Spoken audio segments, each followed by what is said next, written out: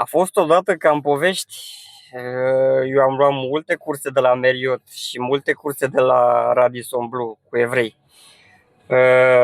cu 3 persoane, 4 nu. Și stând așa de vorbă cu ei, pentru că evreii, ce să vezi, sunt băieți deștepți și vorbesc limba engleză destul de bine, eu le spun pentru că sunt foarte nesimțit. În ultima vreme, atât de nesimțit sunt, câteodată mă mir și eu cât de nesimțit sunt.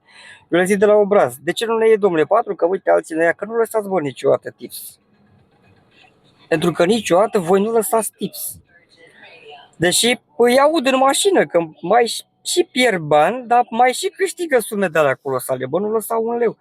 Vezi că în ultima vreme, când am luat curse de la Radisson Blu sau de la Marriott, vezi că vin 2. Nu mai vin 4. Și vezi că au început să lase. Nu spectaculos, dar vezi că au început să lase. De-aia zic că, trebuie să fii nesimțit în viață. Crede-mă că la început așa am fost și eu. De-aia sunt mulți care comentează pe aici pe la mine că, domnule, că eu iau, că eu fac. Da, pentru că sunteți la început. Faceți de 1 an, 2, dar ia să faceți de 8 ani. Cred că mă apropii de 9 ani de când fac. Și să vezi că cu timpul devii foarte nesimțit și te prinzi de multe chestii și zici, dar de ce pielea mea să fie numai de o parte bine, să nu fie de ambele părți bine, știi? Că aici mă oftic eu. Toată lumea zice că eu fac, că eu dreg. Dar de ce să fie numai de partea clienților bine, să nu fie și de partea șoferilor? Ce, noi avem ciungă în păr sau ce? N-avem, frate, ciungă în păr. Trebuie să fie bine de ambele părți.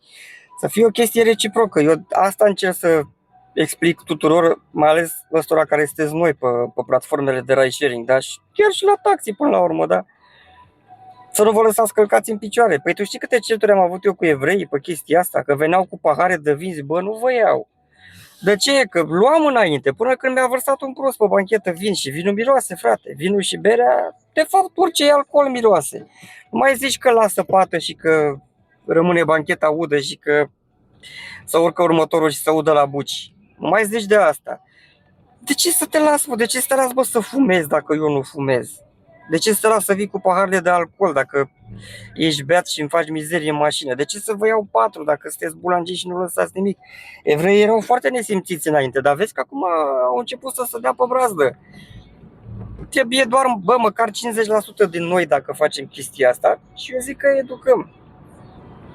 Nu știu dacă am mai zis chestia asta, dar eu am stat de multe ori de vorbă cu taximetriști care fac de mulți ani meseria asta și chiar îmi spuneau, uite, ride sharing-ul a făcut o singură chestie bună în Bucureștiul ăsta.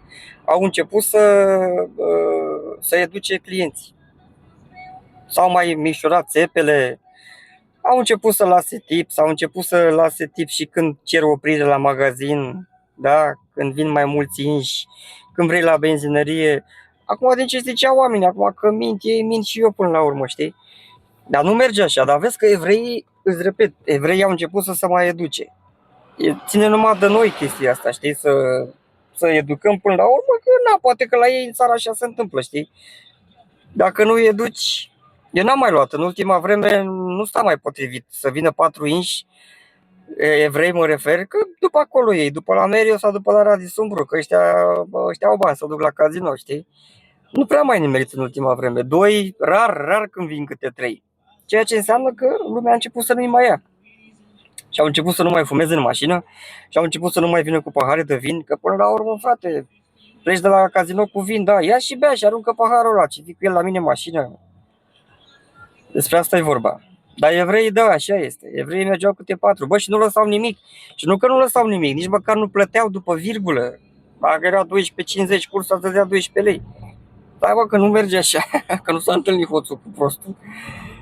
Dar eu vă las în pace, ăștia care sunteți noi pe platforme, eu vă las în pace. Eu zic că după câțiva ani, 2, 3, 4 ani, eu zic că o să vă dați și voi seama de multe chestii și o să deveniți foarte nesimțiți, că așa trebuie să fie în viața asta. Nu se poate numai bine să fie doar de o parte, să fie de ambele părți.